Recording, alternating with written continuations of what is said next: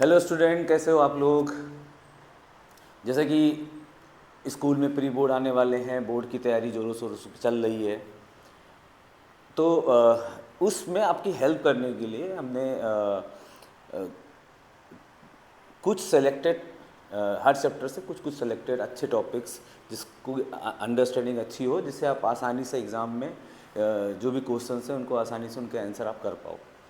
उसके लिए हमने ये कुछ टॉपिक सेलेक्ट किए हैं। जैसे आज हम लोग ऑब्वियस सी बात है, ये आपने सारा सिलेबस ख़त्म ही कर लिया है, सिर्फ रिवीजन करना है।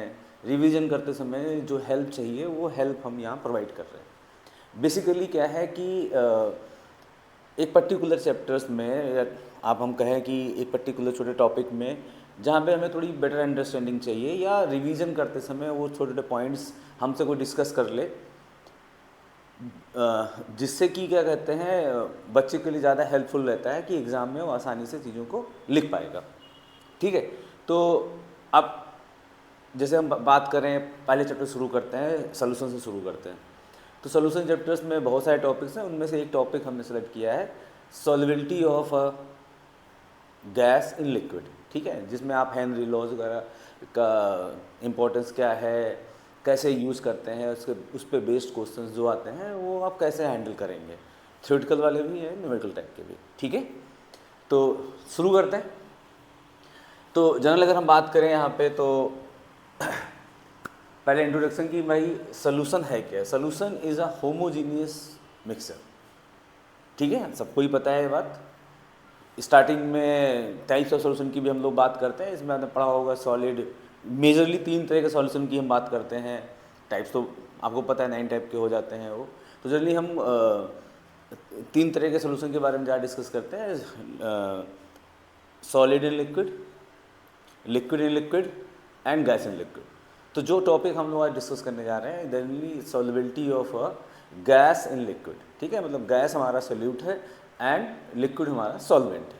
ठीक है, तो देखते हैं solubility of a gas in a liquid. देखो कि हम सबको पता है कि अगर गैस लिक्विड में डिजॉल्व नहीं होती अगर उसकी सॉल्युबिलिटी नहीं होती तो शायद एक्वा लाइफ नहीं होती। एक्वा लाइफ डिपेंड इसी बात पे कर रही है क्योंकि oxygen is dissolve in H2O। ठीक है, अब ये जो सॉल्युबिलिटी है गैस की, जो डिजॉल्व हो रखा है लिक्विड के अंदर, वो किन किन फैक्टर्स पे डिपेंड करता है। क्या क्या चीज़ें हैं जो गैस की सॉल्युबिलिटी को बढ़ाती हैं या घटाती हैं, ये सारी बातें हमें इस टॉपिक में सीखनी है। तो अब देखो क्या है, गैस और लिक्विड की अगर स्टेट की हम बात करें तो आपको पता है कि लिक्विड में इंटरमॉलिक्यूलर फोर्स ऑफ अट्रैक्शन ज़्यादा है एंड गैस में इंटरमॉलिक्यूलर फोर्स ऑफ अट्रैक्शन कम है एज रेस्पेक्ट टू लिक्विड। अब कोई गैस किसी पर्टिकुलर लिक्विड में अगर डिजॉल्व है तो वो क्या क्या फैक्टर्स हैं।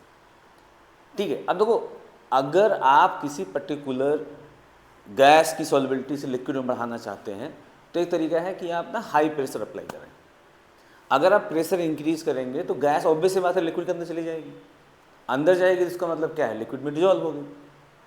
तो किसी पर्टिकुलर गैस की सॉल्युबिलिटी किसी पर्टिकुलर लिक्विड में उसके नेचर पे भी डिपेंड करेगी। भाई क्या तुमने गैस लिया है, कौन सी गैस है जिसको आप डिजॉल्व करना चाहते हो, इस पर भी डिपेंड करेगी। अलग अलग गैस की सॉल्युबिलिटी अलग अलग लिक्विड में अलग अलग हो सकती है। ठीक है, एक पर्टिकुलर गैस की सॉल्युबिलिटी डिफरेंट डिफरेंट टाइप के लिक्विड्स में डिफरेंट डिफरेंट हो सकती है। ठीक है, या डिफरेंट डिफरेंट गैस की सॉल्युबिलिटी एक लिक्विड में अलग अलग हो सकती है।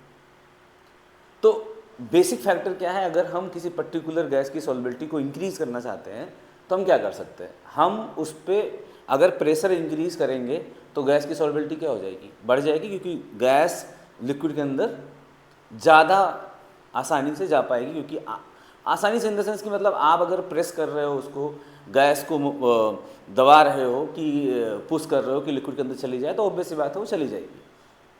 ठीक है, दूसरा फैक्टर जो बेसिकली आता है वो आता है टेम्परेचर। टेम्परेचर देखिए, कोई पर्टिकुलर गैस है अगर, तो इंटरमॉलिक्यूलर फोर्स ऑफ अट्रैक्शन उसमें कम है, उसकी काइनेटिक एनर्जी ज़्यादा है। जितना ज़्यादा टेम्परेचर होगा गैस की काइनेटिक एनर्जी उतनी ज़्यादा होगी, यानी उतना ज़्यादा रैंडम मोशन करेगी।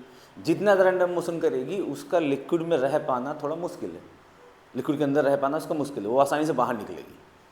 तो अगर आप उसकी काइनेटिक एनर्जी को कम कर दो तो ऑब्वियस सी बात है उसका लिक्विड के अंदर आसानी से वो रह सकता है, यानी कि उसकी सॉल्बिलिटी लिक्विड में बढ़ जाती है।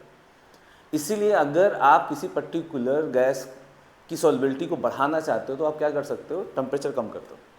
ये बहुत ही प्रैक्टिकल चीज़ है। आप इस बहुत सारी चीज़ें बाज़ार में आती हैं, आपने देख रखा होगा, ऐसे जितने भी सोडा है, कोल्ड ड्रिंक है, इन सब की अगर आप बात करेंगे तो आपको समझ में आता है कि ये सब मतलब इनका लो टेम्परेचर पे ही स्टोर किए जाते हैं, जिससे जो गैस है, जो CO2 है, वो आसानी से लिक्विड में या जो भी आप कोल्ड ड्रिंक यूज़ करो उसके अंदर आसानी से डिजॉल्व हो जाए।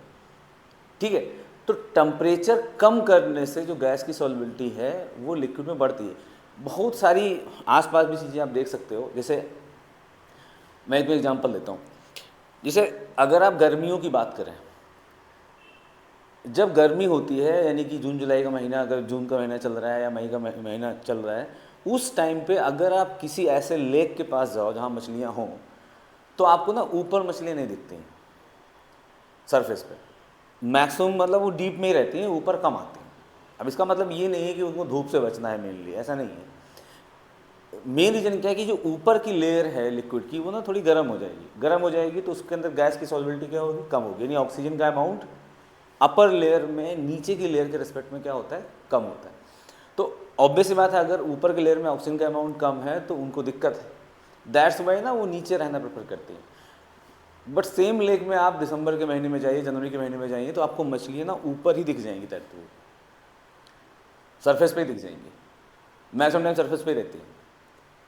ऐसा नहीं कि नीचे नहीं जाती हैं, नीचे भी जाती हैं, लेकिन मैक्सिमम ऊपर, क्योंकि उस समय जो सॉल्बिलिटी है गैस की वो ऊपर सरफेस पे भी ठीक अमाउंट में, इसीलिए वो आसानी से ऊपर आती है।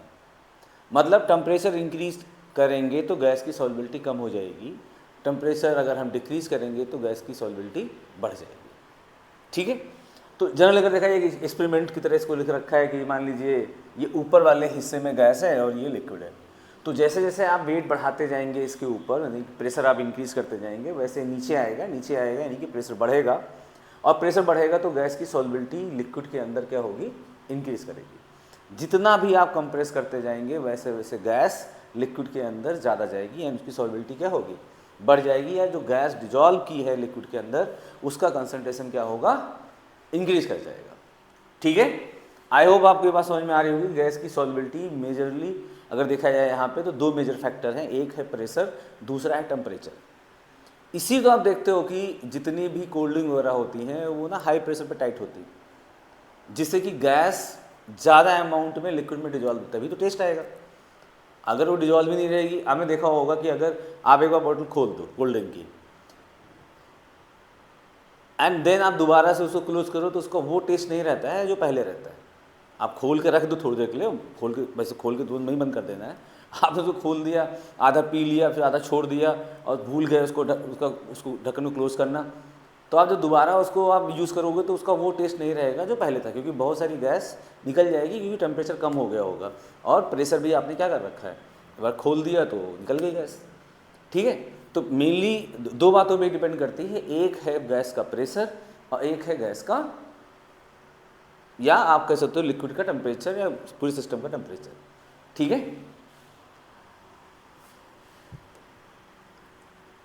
जब डिस्कस किया effect of temperature of solubility of gas in a liquid, तो जैसे जैसे आप टेम्परेचर इंक्रीज करेंगे, ऑन इंक्रीजिंग टेम्परेचर solubility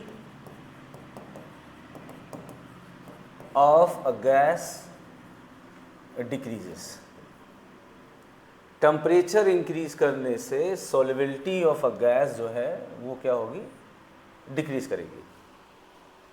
क्यों डिक्रीज करेगी, समझाया अभी मैंने आपको कि काइनेटिक एनर्जी बढ़ेगी तो गैस को लिक्विड में रह पाना थोड़ा मुश्किल है, वो आसानी से बाहर निकलेगी। ठीक है, उसकी काइनेटिक एनर्जी बढ़ेगी तो बहुत तेज मूव करेगा, तो बहुत तेज ऊपर भी आ जाएगा, बाहर भी निकल सकता है। तो ऑन इंक्रीज इन टेम्परेचर सॉल्बिलिटी जो है गैस की वो क्या हो जाएगी, डिक्रीज हो जाएगी। इसीलिए जितनी भी कोल्ड ड्रिंक्स हैं, जो भी ऐसी चीज़ें हैं जिसमें गैस है, खाने पीने की चीज़ें जो भी हैं, जो कॉमर्शियली भी यूज हो रही हैं, उनमें अगर गैस है तो उनको हम लो टेम्परेचर पे रखते हैं, जिससे कि उस पर्टिकुलर गैस की सॉल्बिलिटी उस पर्टिकुलर लिक्विड में ज़्यादा से ज़्यादा रहे, जिससे ज़्यादा टेस्ट आए। ठीक है। अब प्रेशर की अगर हम बात करें, अगर प्रेशर के इफेक्ट की हम बात करते हैं, इफेक्ट ऑफ प्रेशर की बात करते हैं, तो इस पर ना कई लोगों ने काम करा है। इसमें सबसे ज़्यादा जो मतलब कैसे तो काम करा और कुछ स्टेटमेंट दिए वो हेनरी। ठीक है, डॉल्टस ने भी काम किया है, ऐसी बात नहीं है। तो जनरली अगर हम बात करें यहाँ पे हेनरीज की, तो हेनरी ने अपना जो एक्सपेरिमेंट किया उसके बेसिस पे लॉ दिया। अब हेनरी क्या कहता है? हेनरी ये कहता है कि जो भी गैस एक पर्टिकुलर लिक्विड में डिजॉल्व है, तो उसका जो अमाउंट है जो उसमें डिजॉल्व हुआ होगा, वो इस बात पे डिपेंड करेगा कि उस पर्टिकुलर गैस का ऊपर प्रेशर कितना है। अब मान लीजिए गैसेस मिक्सचर है, ठीक है, गैसेस मिक्सचर, दो गैसें मान लेते हैं, चलो कि दो गैसेज ऊपर है। अब कौन सी गैस की सॉल्बिलिटी लिक्विड में ज़्यादा है, कौन सी गैस की सॉल्बिलिटी लिक्विड में कम है, हम इसकी अगर बात करें तो सीधी सी बात है, वो ये कह रहा है कि उस गैस की सॉल्बिलिटी या उस गैस का अमाउंट लिक्विड में ज़्यादा होगा जिसका पार्शियल प्रेशर ज़्यादा होगा, यानी जिसके नंबर ज़्यादा होंगे, क्योंकि आपने फिक्स कर रखा, टेम्परेचर कांस्टेंट कर रखा। ध्यान रहे, हेनरी लॉ एप्लीकेबल है कांस्टेंट टेम्परेचर पर। वो कहता है कि at constant temperature the amount of gas dissolve in a liquid is directly proportional to the partial pressure of the gas above the solution या लिक्विड। लिक्विड के ऊपर जो गैस है, इसकी सॉल्बिलिटी की आप बात कर रहे हो, उसका कितना प्रेशर है ऊपर, जिसका प्रेशर ज़्यादा है उसकी सॉल्बिलिटी ज़्यादा है, वो डायरेक्टली प्रोपोर्शनल होगा।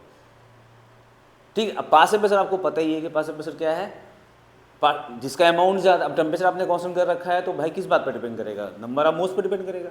तो जिसका नंबर ऑफ मोल्स ज़्यादा होगा गैस लिक्विड सरफेस के ऊपर, ऑब्वियस सी बात है उसका पार्शियल प्रेशर ज़्यादा होगा। तो बहुत ऑब्वियस सी बात है भाई, जो गैस ज़्यादा होगी वही ज़्यादा डिजॉल्व करेगी, जो गैस कम है वो कम डिजॉल्व करेगी। भाई एक गैस के 100 मॉलिक्यूल है, एक गैस के 20 मॉलिक्यूल है। अब सॉल्बिलिटी की आप बात कर रहे हो, तो जिसके 100 होंगे वो ज़्यादा नंबर है उसका, तो ज़्यादा डिजॉल्व हो सकता है। जिसका नंबर ही जो है ही कम, वो डिजॉल्व भी कम करेगा। बस समझ में आ रही? तो सी बात है, ये इन्होंने कुछ डेटा निकाले और उसके बेसिस पे स्टेटमेंट दिया। क्या है कि किसी पर्टिकुलर गैस की जो सॉल्बिलिटी है, जो भी गैस आप ले रहे हो उसकी जो सॉल्बिलिटी है, वो जो सॉल्बिलिटी है उसका जो वो उसके पार्शियल प्रेशर के डायरेक्टली प्रोपोर्शनल है। मान लीजिए कोई गैस हमने ले रखा है, मान लीजिए ये हमारा लिक्विड है, इसके ऊपर हम मान लीजिए यहाँ आपने ऊपर ही रखते हैं, मान लीजिए यहाँ पे गैस है, एक से ज़्यादा गैसेज हैं, दो गैसेज हैं इसके अंदर मान लेते हैं, एक गैस है ए, एक गैस है बी, एक गैस ए है और एक गैस मान लेते हैं हमारा बी है। ठीक है। तो एक, अगर हम ए गैस की सॉल्बिलिटी की बात कर रहे हैं तो हम कहेंगे कि पार्शियल प्रेशर जो है, इस गैस का जो पार्शियल प्रेशर है वो उसके मोल फ्रैक्शन के डायरेक्टली प्रोपोर्शनल, मतलब उसकी जो सॉल्बिलिटी है वो उसी के पार्शियल प्रेशर के क्या है, डायरेक्टली प्रोपोर्शनल है। अब ये सिंबल जब हटता है तो कांस्टेंट आता है, यानी partial pressure of A is equal to K, ये कांस्टेंट आएगा, इसको हम बोलते हैं के एच एक्स ए। अब चूंकि ये सारी बातें को हम बता रहे हैं, हेनरी बता रहा है, दैट्स वाई ये जो कांस्टेंट है इसको हम बोलते हैं हेनरी कांस्टेंट। यानी जो के एच है, K H is known as Henry K H is known as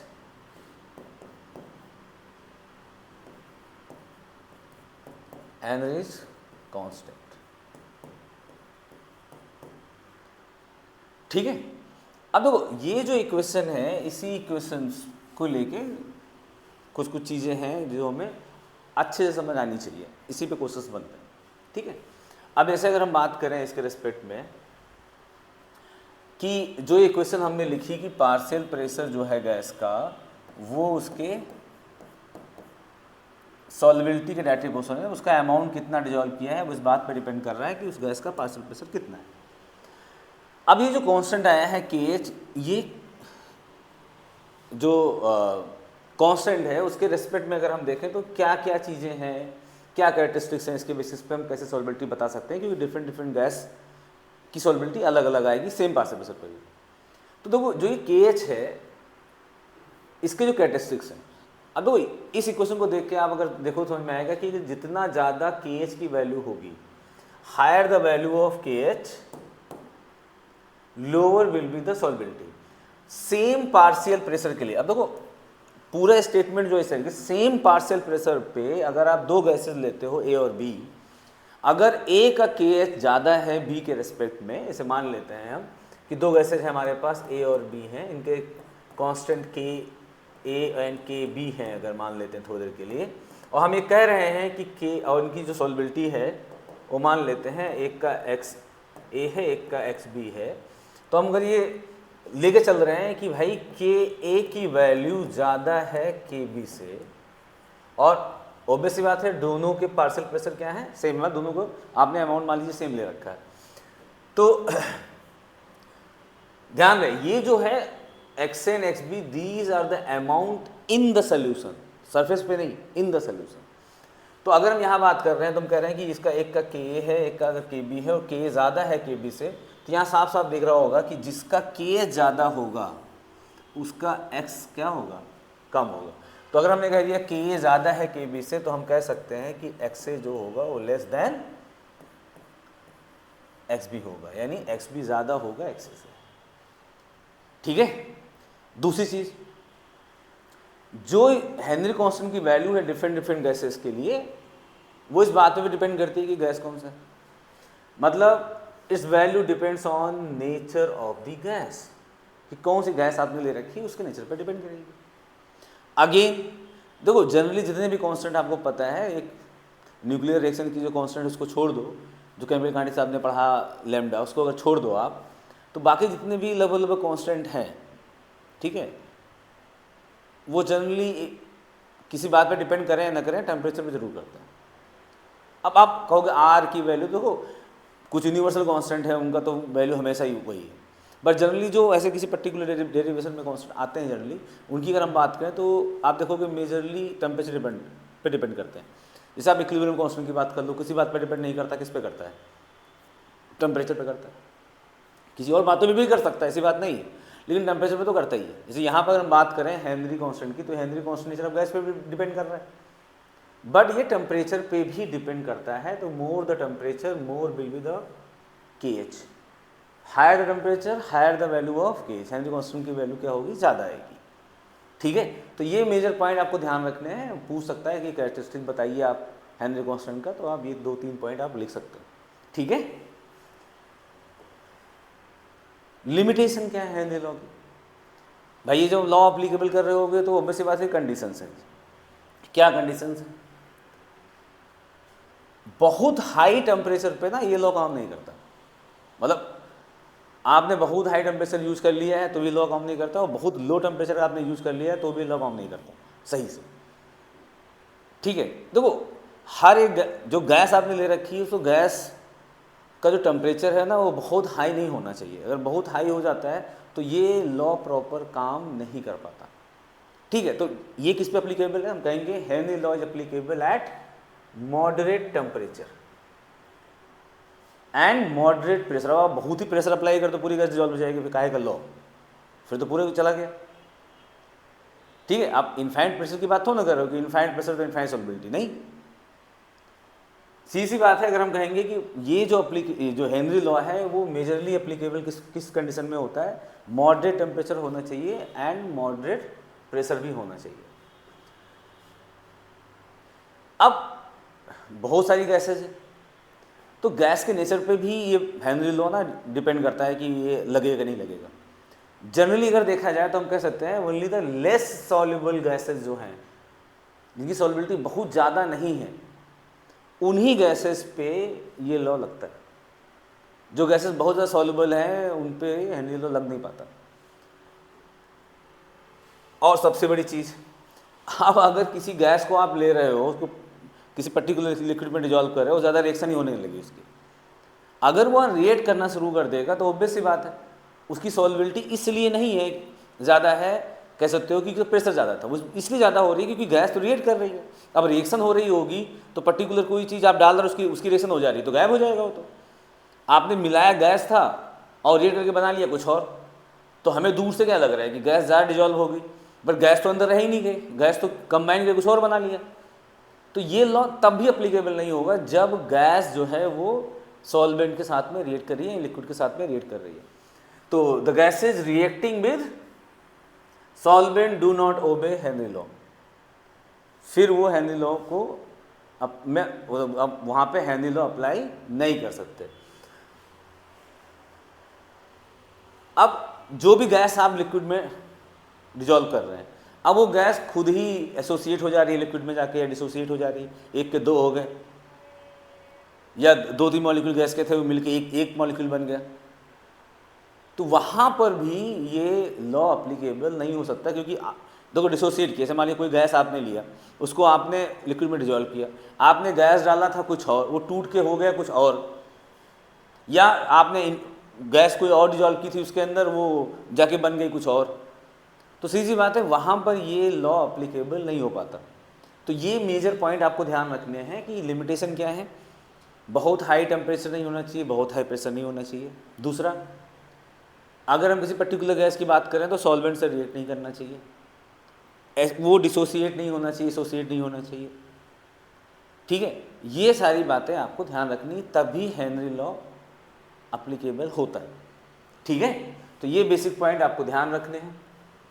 क्या लिमिटेशंस है, सिंपल सा क्वेश्चन आ जाता है, limitations of Henry loss.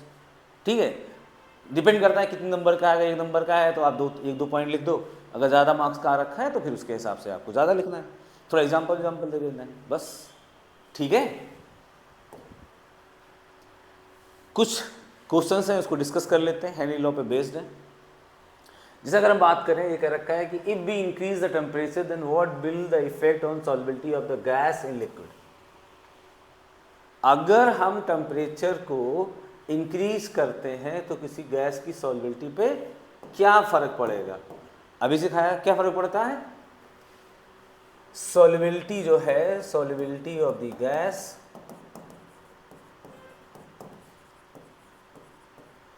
Decreases.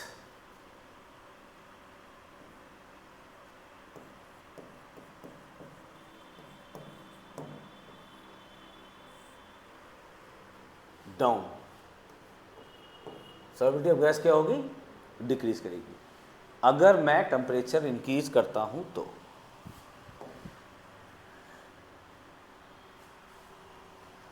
If temperature increases then what will be the effect on Henry law constant case of the gas. अब देखो Henry law कैसे explain करता है, वो कहता है कि जब टेम्परेचर इंक्रीज करोगे तो केस की वैल्यू बढ़ जाएगी। अब केस की वैल्यू अगर बढ़ गई तो केस इंटू सॉल्युबिलिटी लिख रखा तुमने, P = केस इंटू सॉल्युबिलिटी लिख रखा, अगर केस बढ़ा तो सॉल्युबिलिटी क्या होगी, कम होगी। अब केस का ही पूछ रहा है, अब हमें पता है कि गर्म करने से सॉल्युबिलिटी कम हो गई है तो केस बढ़ गया होगा। सीधी सी बात है, अगर हम टेम्परेचर इंक्रीज करते हैं तो हेनरी लॉ कांस्टेंट पे क्या फर्क पड़ेगा, केस की वैल्यू इंक्रीज करेगी। ठीक है, नेक्स्ट क्वेश्चन पे आते हैं। If the value of KH increases then what will be the effect on solubility of the gas. अभी समझाया था कि अगर हम P लिख रहे हैं और KH लिख रहे हैं, तो अगर KH इंक्रीज करेगा तो X की वैल्यू क्या होगी, डिक्रीज करेगी, क्योंकि P तो कांस्टेंट पकड़ रखा तुमने। ठीक है, हाँ, ये एक इंपॉर्टेंट पार्ट है, मतलब ये क्वेश्चन पूछ सकता है कि व्हाट इज एनॉक्सिया। अब देखो ये है क्या, देखो आपको भी पता है कि अर्थ सरफेस पे जितना आप समुद्र के साइड पे जाओगे, सी साइड पे जाओगे, उतना सरफेस पे प्रेशर बढ़ता है, और जैसे जैसे आप हिली साइड पे जाओगे, पहाड़ों पे जाओगे, वैसे वैसे प्रेशर क्या होता है, घटता है। अब अगर प्रेशर कम है, ठीक है, प्रेशर कम होता जा रहा है, तो गैस, जो भी गैस आप ले रहे हो उसमें ऑक्सीजन का अमाउंट भी कम है नहीं। अब जब वो आप सांस ले रहे हो तो जो पर्टिकुलर गैस की जो सॉल्युबिलिटी है हमारी बॉडी के अंदर, या ब्लड में आप कह सकते हो, वो सॉल्युबिलिटी हो जाती है कम, टिश्यूज वगैरह में ना ऑक्सीजन की कमी हो जाती है। तो जो भी क्लाइंबर वगैरह होते हैं, जो ऊंची जगहों पर रहते हैं, या जो रह रहे होते हैं, देखो उनकी तो आदत पड़ जाती है। बट जो नए लोग गए, मान एकदम से पहुंच गए पहाड़ों पे और एकदम चलना शुरू कर दिया, ठीक है, और ऊपर ऊपर चलने लगे, तो होता क्या है कि बॉडी में ऑक्सीजन के अमाउंट की कमी हो जाती है, लो प्रेशर होने की वजह से। ठीक, अब लो प्रेशर है तो गैस की सॉल्युबिलिटी ब्लड में कम हो जाएगी। अब जब ऑक्सीजन की कमी कम हो जाती है हमारे ब्लड में, तो उससे क्या होता है ना कि हमारा ना मतलब एक हिसाब से सोचने की क्षमता कम हो जाती है। मतलब आप ये कह सकते हो कि मतलब अनकॉन्शियस होने लगते हैं। इसीलिए कहा जाता है कि अगर आप कहीं बहुत ऊंचाई पे जा रहे हो तो पहले इन्हें पहुंचते ही घूमने निकल गए, पहले थोड़ी देर आराम करो एंड देन आप घूमना शुरू करो, थोड़ा बॉडी को एडजस्ट होने दो, ठीक है। अगर आप बहुत ज़्यादा ऊंचाई पे चले जाएंगे तो ब्लड में ऑक्सीजन के अमाउंट की कमी हो जाएगी, जिसकी वजह से डिजीनेस हो जाएगा। आप कह सकते हो कि उससे हमारे सेंसेस काम नहीं करेंगे, और काम नहीं करेंगे तो काम खत्म हो जाएगा। उस पर्टिकुलर कंडीशन को हम लोग बोलते हैं anoxia, due to decrease the concentration of oxygen in our blood, ठीक है। हमारे जो सोचने का है काम, वो ना हम आसानी से, मतलब आप कह सकते हो सोचने में दिक्कत होती है, ठीक है। मतलब हम कम सोच पाते चीज़ों को, मतलब अनकॉन्शियस होने लगता है, ठीक है। अच्छा फील नहीं होता, अनकंफर्टेबल हो जाता है। उस कंडीशन को बोलते हैं हम एनोक्सिया, ठीक है। वाई सॉफ्ट ड्रिंक्स और soda water bottle is sealed under high pressure? Obvious सी बात है, आप बेच ही गैस रहे हो, अब वो डिजॉल्व ही नहीं होगा लिक्विड के अंदर, तो कोई अगर उसको यूज़ करेगा, कंज्यूम करेगा, तो फिर तो टेस्ट ही नहीं आएगा, है कि नहीं। अब जो भी कोल्ड ड्रिंक वगैरह है उसमें मेनली क्या, गैस डिजॉल्व। अब आपने हाई प्रेशर पर उसको अगर पैक नहीं कर रखा है तो गैस तो उसमें डिजॉल्व ही नहीं होगी, या होगी तो कम अमाउंट में होगी। कम अमाउंट में होगी तो फिर वो जो आप चाह रहे हो वो वाला टेस्ट नहीं आएगा। इसलिए हम क्या करते हैं, उसका हाई प्रेशर पे पैक किया जाता है, सील्ड अंडर हाई प्रेशर। क्यों? जिससे कि गैस की सॉल्युबिलिटी क्या हो, ज़्यादा। अब गैस की सॉल्युबिलिटी ज़्यादा होगी तो फिर बढ़िया है, क्योंकि वही बिक रहा है, ठीक है। What is the unit of Henry law constant, KH? तो देखो, partial pressure is equal to KH/X। तो आपको समझ में आ रहा है कि X तो यूनिटलेस है, it's a unitless mole fraction है ये, तो यूनिटलेस है। अगर ये यूनिटलेस है तो जो भी यूनिट इसकी प्रेशर की होगी वही किसकी होगी, KH की होगी, ठीक है। जो भी यूनिट प्रेशर की होगी वही यूनिट किसकी होगी, KH की होगी। आपने ATM में लिखा हो तो ATM होगी, अगर आपने बार लिखा होगा तो बार होगी, ठीक है। तो आई होप कि आपने हेनरी लॉ और solubility of the gas in a liquid को थोड़ा अच्छे से आप समझे होंगे। जो भी क्वेश्चंस इस पे बनते हैं थ्योरेटिकल क्वेश्चन, उसको हमने आपके साथ डिस्कस किया। यही सारे क्वेश्चन जनरली एग्जाम में पूछे जाते हैं कि हेनरी लॉ की लिमिटेशंस क्या हैं, हेनरी कांस्टेंट की क्या कंडीशंस हैं, किन बातों पे डिपेंड करता है, ठीक है। तो आपको समझ में आना चाहिए कि Henry law constant nature of gas पे भी डिपेंड कर रहा है, टेम्परेचर पे भी डिपेंड कर रहा है। KH की वैल्यू जिस गैस के लिए ज़्यादा होगी उसकी सॉल्युबिलिटी कम होगी, ठीक है। छोटे छोटे पॉइंट्स हैं जिसको आपको ध्यान रखना है, जो आपको एग्जाम में क्वेश्चन करने में हेल्प करेगा, ठीक है। तो आई होप कि आपने एंजॉय किया होगा। Thank you so much, all the best.